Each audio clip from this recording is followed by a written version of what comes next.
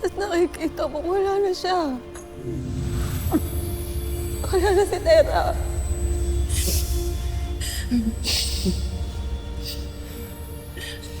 Ngunit bakit hindi pa rin siya kinukuha ng mga retre kung ganun?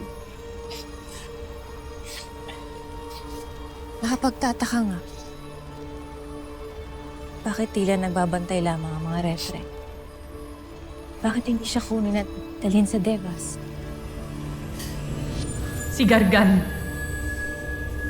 Anong ginawa ng masamang batala kay Tera? Aking mata, bigyan mo ako ng kasagutan.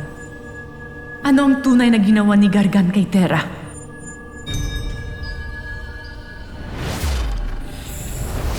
Cassiopeia! Batid ko ang ginagawa mong pagmamatsag, lalo't ramdam ka ng aking brilyante. Kaya tigilan mo ako, baguhang batalungan!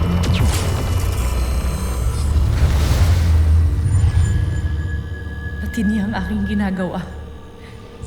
Itinaboy ni Gargan ang aking mata upang hindi ko siya mabasa.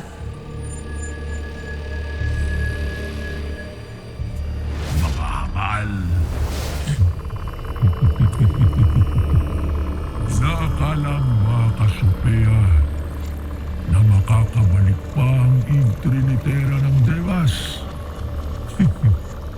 Wala nang susunduin pa ang mga retre